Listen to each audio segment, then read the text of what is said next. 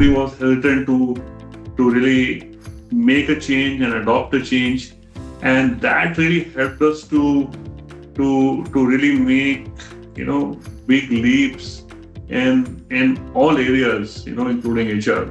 Only 12% of the new hires feel that their onboarding was effective.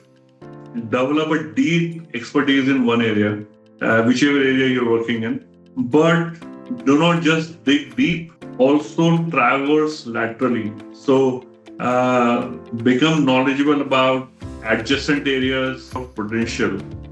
And obviously, there is some amount of downside as well, which I'll talk about.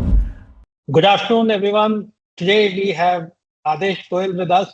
He has 4 decades of experience, and I wouldn't even call it HR experience. He's more business than HR. And actually, he needs no introduction. However, I have to do my bit. He is a transformational leader. He absorbs technology and digitization like no one else. He's probably the best in this area. He is a MBA from BITS Pilani, and he's also worked for Tata Communications for the longest time as global CHRO. Before that, he has worked with SAP and Hughes Software. And in every place, he's not just transformed HR, he's transformed business. He leverages HR to transform business. And these are the vision of people which ensures the true value from M&A. And technology, I think, is the best. Beyond boardroom, Aadesh is deeply committed to mentoring future leaders and teaching leadership and well-being, reflecting his passion to me as well. It's fantastic today to have him in the show. And I'm confident that a lot of people, youngsters and senior guys in the professional world will benefit from his wisdom. Welcome, Aadesh. Thank you for sparing time to talk to us. Thank you very much for the kind introduction, Prashant. And I'm looking forward to having a wonderful conversation with you. Thank you. Thank you. So we'll go to the most contemporary question, that what is the role of AI in business, in HR, that you see in next 10 years? Yeah. I think that's the most potent and important question all of us are asking ourselves. And I think it is still early days, but based on what we have seen so far, there is a lot of potential. And obviously, there is some amount of downside as well, which I'll talk about. What AI has done is really created a situation in which HR leaders and business leaders can do what they want to do to uplift the employee experience. It's really limited by the imagination, because anything that you can imagine and work towards, can be achieved today. So it is possible now, and it has been possible for the last 3-4 years. It's becoming better every quarter, to create an intelligent platform in which and through which we can provide hyper-personalized experience to every employee. And when I say every employee, I mean people in different roles and different personas. Like a consumer-grade experience, which you see in marketplaces and other consumer-oriented products. But so far, we had not seen this in enterprise software. So we are just simply limited by our imagination. And, I think the other is AI is, on the one hand, creating opportunity for people in different roles to learn AI and, change the way to do their jobs and kind of leapfrog. On the other hand, there are many jobs which are getting impacted and will be impacted by AI. And we will have a big challenge of, really reskilling people and redeploying people. In the next 5-6 years, according to the World Economic Forum, a report for future of work and future of jobs, we are going to create, 10-15 million new jobs, but equally 80, 90 million jobs are going to be disrupted in one way or the other. So big opportunity, but a lot of work to do to minimize the disruptions. So this is little worrying. If it is going to create 15 million jobs, then if it is going to make 90 million jobs redundant, so what happens to 75 million people? Yeah, that's not a question that I see a lot of discussion about. It has just started to happen, and ultimately this is an estimate. And when forecasts come and there's a new trend, it takes time, for all relevant stakeholders to really put their thinking hat on and start working. And it may not happen in the next 5 years, it may happen in the next 10 years, but the way it looks to me, it is going to happen. So a lot of work needs to be done by us, everywhere in the industry. And employees must not wait for their organizations and their companies to prepare for this change. They must start working on their own, because a lot of information and tools, as well as learning, is available for free today, which is not really the case 10 years ago. So again, uh, what should individuals and people do to make sure that they are not redundant in next 5 or 10 years, irrespective whether the final number is 75 million or 50 million or 40 million? But what should people do that this number reduces, and if that number has to stay, at least they're not part of that number? So, if Microsoft has recently come up with a new report, they have a lot of insights because of their work in AI, plus, their whole Office product is deployed all over the world. So they have identified, the top 40 jobs that are going to be impacted by AI the most. So, as an individual, if I am doing one of those jobs today, then I need to figure out what what portion of that job is going to become redundant, and based on the skills that I have today, which are the adjacent roles or diagonal roles that I could get into, and what type of reskilling would be required for that. So I think that preparation can begin today, because this impact is not going to happen in one day. It's going to happen over a period of time, and it is going to start small and then become bigger later on. So I think people have time to figure this out. And secondly, companies, I mean, organizations and employers need to do the same. That as they're thinking about, org design, as they're thinking about job families and roles in the future, uh, everybody now has information on where the impact is going to be more, and how is their adoption of AI. What does the roadmap look like? And based on that, they must start preparing for this change and really helping employees to reskill so that they can be redeployed. This is really fantastic advice, and I'm sure this should work for a lot of youngsters and middle-level managers who have a long career ahead of them and long period to earn, because the average age or the longevity has been going up consistently, and especially in the socioeconomic segment that we are talking about. I guess the average age is now 80, while for the country it is 68 for male and 71 for women. But socioeconomic class that we're talking of has better healthcare access, etc., etc. So they have to not only worry for today and next 10 years, but they have to worry to build money and savings till the age of 80. So this will be hugely important and interesting advice. Now coming to your experience with Tata Communications, right? Under your leadership, the company, for a large company, it went to becoming a very, very large company, mega company. And the number of people multiplied, the business multiplied, all of that happened.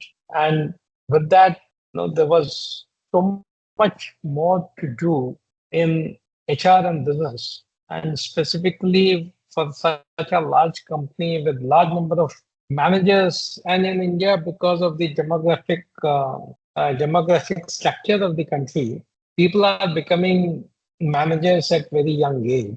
How did you manage a transformation from a very conventional to a very modern company, uh, and ensured the engagement levels and retention of such a large workforce? Yeah, so I think the main thing I would say is that the basic DNA of the company was what quite amazing. There was that drive to do something different, do the transformation. Nobody was hesitant to really make a change and adopt a change, and that really helped us to really make big leaps in all areas, including HR. Now, specifically from the point of view of HR, the approach that we took was that with so much change happening in the macro environment and so many new technologies coming up, and the company's vision of really becoming a digital infrastructure and ecosystem company rather than a communication company, we had to go through a significant amount of change. And the biggest thing was, how are we going to reskill our workforce and how are we going to get new skills? So the approach that we took, and I think it was the right time, early days, but right time, that we took a market platform approach. So rather than a group of people acting as an expert and trying to figure out what needs to be done, we said we're going to create a market ecosystem right within the company, and we began with learning. So inspired by Netflix, we felt that we if we could create an on-demand learning system rather than an on-demand entertainment system, we would then be able to create a mechanism through which different stakeholders can start learning what they think is important for them, rather than a few people trying to figure out, amongst the 750 unique jobs and 55 job families, who has to learn what. And, because of the type of DNA we had in the company, the adoption became very, very quick. So, and we were able to, launch within 6 months of visualizing this, we were able to launch, a prototype in April 2017. And I think at that time, nobody had done something like this in the world. And, even though it was a somewhat clunky prototype, the people at Tata Communications just lapped it up. And that really gave us a lot of encouragement. And we kept making changes. And we created multiple ways in which people can learn. And in the first 3 years of the launch, the learning volume per employee per year more than doubled to 7.5 days. And at the time, just as we had finished 3 years, the COVID pandemic began. And, it turned out to be good timing from this point of view, because in companies where most of the learning was through in person, we were at a different point where 90% of our learning was digitally delivered already. So in the first year of pandemic, our learning per person actually increased, which was quite shocking. And so this approach really helped us. And later on, we implemented this in many other things, including creating a gig marketplace within the company where managers would put out different projects that they had, but they didn't have the expertise or resources in their team to do this. But somebody else in the company had the expertise to do this. And we started doing many projects through that. Typically, more than 100 projects would generally get done through this. And that created a lot of cross pollination, because it was creating new networks of people. It was getting people to move from what job they were doing to some other job, because they were not showcasing some new skills and expertise, which they didn't really have a chance to do that in their current role. And then we implemented a career planning on demand, right? So generally, organizations would create a cohort of 25, 30 people a year who are their hypos, and who they then want to develop into some CXO role in the future. But that's only 25 people. But with the change happening at such rapid pace, you need people with new skills and new roles at a very rapid pace at all levels. And hence, career planning on demand was the next thing that we did, which also got very very successful. Interesting. Interesting. So, for such a massive transformation, you would need buy-in from all the stakeholders, including the board. How did you manage all the stakeholders, and especially the board? Yeah, so that's a very, very interesting question, Prashant, and also very important. So there are roughly two ways to go about this, right? First is you have a new vision, you create a new plan, you talk to the key stakeholders, which would include the CEO, the leadership team, and maybe the board, etc. And then you go ahead. And that approach is, slightly inefficient in terms of time and speed. And the amount of risk you can take in that approach is somewhat low because as you talk to more and more people, people will tend to push you towards something that is easy to implement rather than where the risk of failure is very high. So we took a different approach that rather than talking to anybody within the company, we were running multiple experiments in different areas and using the agile methodology, using design thinking, we would do small experiments and test them out. If it works, great. If it fails, no problem. We learned from that failure and pivot forward. So we didn't really take any permission from anybody to do anything in these areas. We were able to divert budgets from different projects. And as success got created, we reduced the budget from existing things and diverted the budget here. So really didn't require any board or management approval at all. That was truly fantastic. That is, I think that's a huge learning for a lot of business professionals, not just HR but across, and especially HR because uh, a lot of times HR has an issue of getting budgets. But here is a methodology which can be applied and used to overcome this struggle. Yeah, How do and you think? on that topic, Prashant, I think we need a new paradigm in the HR fraternity. 20, 30 years ago, there was this talk about HR needs to become a strategic partner, right? And egging the companies and HR to do that, and which was really a good thing because HR was coming from personnel management and industrial relations. And then the talk was that HR needs a seat at the table, which is also the right thing. But I think that while this is a good thing, but it also has a false side. It has created some thinking in the upcoming HR people that somebody else is going to give them the empowerment to do these things. So I think nobody says that finance needs to have a seat at the table or marketing or product management, right? So I think beyond a point, this has now become a disservice to the HR fraternity, and HR needs to break out of it. They must start doing the right things, take more risks, act more like a business person using HR as a specialization, and the seat at the table will come, right? Basically, you earn it. Don't wait for anybody to give it to you. Absolutely. I think you've hit the nail in the head. It's not about demanding, it's about commanding. It's about proving a point. It's about not even proving a point, but it's about contributing to the business and making it evident that HR is contributing to business and hence needs to be consulted in everything that the business is doing, and rest will happen automatically. Yeah, so much lies in the hands of the HR professionals themselves. Yeah, How the do you? way the way I would put, what you have put, what you just said, would be that focus on making a long term difference and just focus on that and keep delivering. The rest will automatically happen.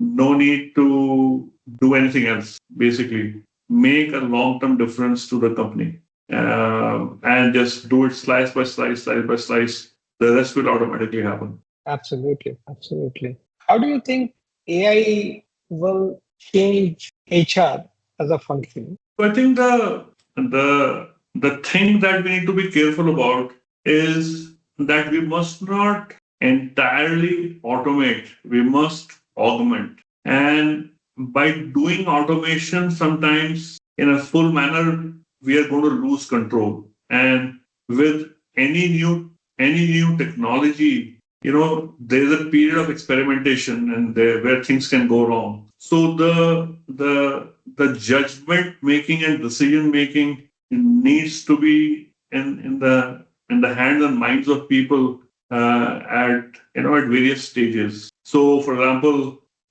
you could give choices to people on what type of career options they could pursue, and for each of those career options, what are the skill gaps that they may have, and which are the program for each of the skill gaps that they could take to bridge those gaps, right?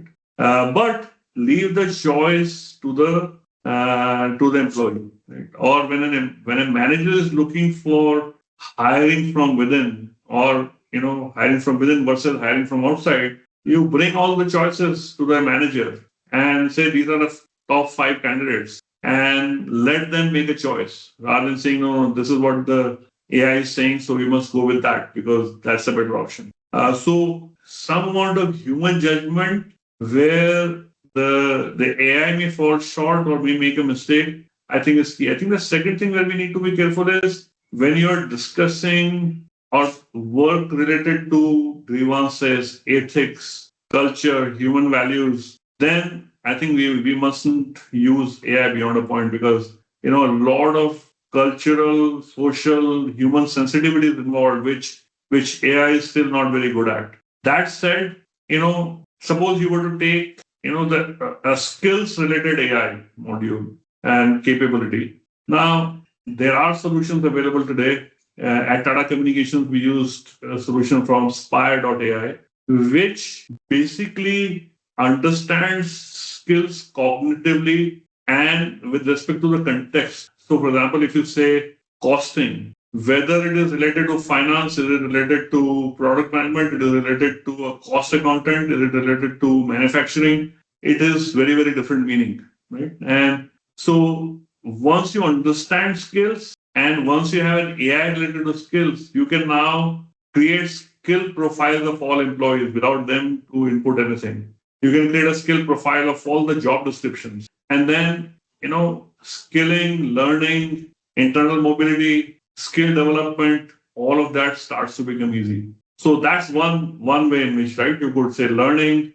internal mobility, career movements, etc., right? The second is, many new roles are emerging, and many existing roles are requiring new skills related to AI or others. So how do you do that transformation? How do you choose the people? Which programs? How do you do a pull and push?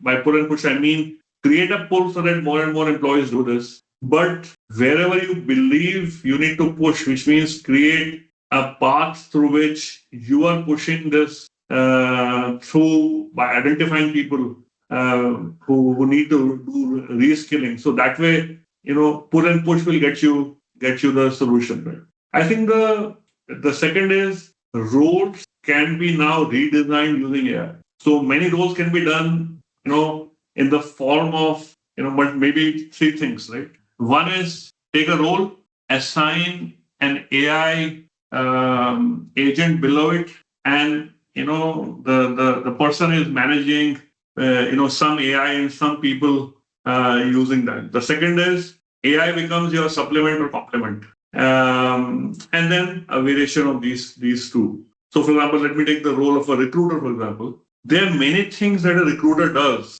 which is matching job descriptions and people, coordinating with managers, coordinating with the candidates through the recruitment lifecycle. A lot of this work can be easily done using AI, either through automation or through AI agents, agentic automation. And then the recruiter can now manage more value added things. For example, how to create an experience for the candidate so that with hiring managers, such that hiring can be more successful, right? A lot of times, hiring managers would say that I'm not getting the right candidates because what matters to the hiring manager is really not captured in the job description, right? So, what is that X factor? And sometimes the recruiter has a lot of knowledge about the market. Say the type of skills and combinations they're looking for isn't there, but how about a variation like this? Right? So it can lead to more value added work for the recruiter. So a lot of possibilities exist. Then, for example, if you take onboarding, right? A recent study has shown that only 12% of the new hires feel that their onboarding was effective. And when the onboarding is ineffective, then it leads to disengagement right in the beginning. Now, using AI and AI agents, you can do a really personalized, very effective onboarding in a very efficient manner. So I think the choices are limitless, Prashant. Clearly, that's huge insight on the combination of man machine to effectively take the whole human resources function and its impact to the next level. What would be your guidance to the young professionals? Uh, I would say focus on learning will be my first thing. That in the first 5 6 years of work, develop a deep expertise in one area, whichever area you're working in. But do not just dig deep. Also traverse laterally. So become knowledgeable about adjacent areas, vis-a-vis the area of work that you have, because all the problems happen at intersection. All execution is horizontal ultimately, right? And things get stuck horizontally. By understanding things horizontally, you can then use your vertical depth in a much better way and solve problems faster and better. I would say over time also develop one more area of expertise in the next few years, so that you are an expert in two areas and you still have a broad vision. Right? So don't become a journalist. By journalist, I mean that you are an expert in multiple areas, but your expertise is superficial. And don't become a deep expert unless you're a scientist. You need to become, I would say, deep expert. I meant narrow expert. So you need to have depth, is really a must. But what is also a must is that you need to have some breadth, how things connect, and you must have knowledge about what other things impact your area of work. So that I think that would be my first advice. I think the second advice would be that the world is continuing to change. There are multiple forces at work. Gen X, which was a major proportion of the workforce for the last few years, is already declining because Gen Y is increasing and Gen Z is increasing. Baby boomers have been decreasing for a long time. Gen Y is increasing. Gen Z is going to continue to increase maybe for another 5 10 years, and then Alpha generation would come. Now, there's a lot of talk about how Gen Z is different from others and what companies need to do, and that's for companies to worry about. But to all the people who are in the workforce currently and who are going to come into the workforce, I would say, irrespective of what the companies are doing, leverage that. But there is always going to be some shortfall vis-a-vis what your expectations are. So we talk about leadership, we talk about managerial excellence. Nobody talks about employeeship. Figure out how to be a great employee. And great employee meaning you are driving your own career, you're driving your own well-being, you're not getting affected by constraints, and you're finding your own path. And you do you respect the environment and culture of the company, but you're not limited by it. That way, a combination of your own independence but leveraging the company's ecosystem interdependence, you can move much faster than just fighting from an independent space. That doesn't get you anywhere. So use both forces, and I'm calling that as an employeeship. This is absolutely fantastic advice because there's a lot of stuff going on creating great leaders, driven by all the American philosophy and such. And now it's come down to how to become a great manager, but I guess nobody's talking about becoming a great employee or the employeeship rather than leadership. It was great advice. Thank you for giving this to the professionals. And one last question. What would be, as you know, VMatter wants to be the global leader in the space of employee engagement and well-being. What would be your advice to VMatter? How can VMatter become a global leader? You know, you and your team are big experts in this area, so very hard for me to give any advice. But I can raise a question which I think is important, which if it makes sense, you and your team could explore. Let's see, traditionally engagement framework is has got 3 or 4 pillars, right? In terms of people who can drive engagement. One is the company policy, company leader, CEO, right? So that's one. The second one is the HR team, right? And the third is say the manager. Now, I think those are there, but the what the frameworks have not thought through is as we use more and more technology, some of what was expected to be done by these stakeholders can now be very easily done and is already being done through technology solutions, right? Now, how does this come into play? And in what ways does it change the levers, the framework? Is really the one main question. I think the second main question is when we think of improvement areas, right?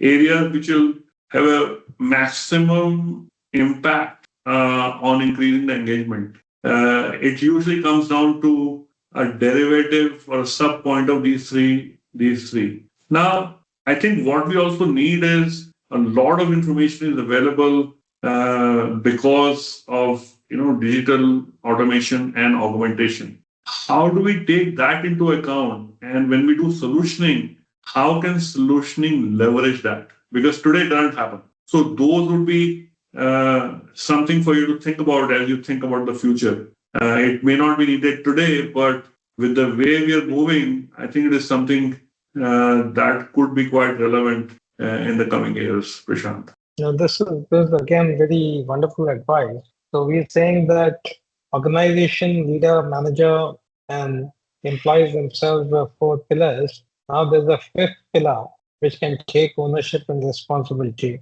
and that is the digital pillar. Yeah, absolutely. So, so this is fantastic. We need to think about it and see how we can bring this digital pillar in and how can we leverage this digital pillar. And if you were to describe, you've known us very closely and you've been guiding and mentoring us. If you were to describe VMatcher in 3 words, what will these 3 words be? I think the okay. Let me ask you a clarification before I answer. You mean for the solution that you have, or the company that you have founded? Mm, okay, I would say the company that we founded. So I think the one thing that I would say is that you are innovating and taking a new look at how engagement could be seen. Right? Number two that I would say is that you seem to be staying true to the roots and fundamentals, which is very important, rather than running with some new ideas that may or may not have roots. So those are 2 things that come to my mind, Prashant, which I think are very important. Thank you very much. Thanks a lot. This is absolutely great. Thank you very much for your time and thank you very much for your contribution. This has been very enlightening for me personally, and I'm sure it will be very enlightening for our audience. Thanks a lot. Thank you very much. Thank you very much, Prashant. You're very kind as always, and Always a pleasure to talk to you. Thank you for inviting me to be a part of your leadership series. Thanks a lot. Thanks a lot.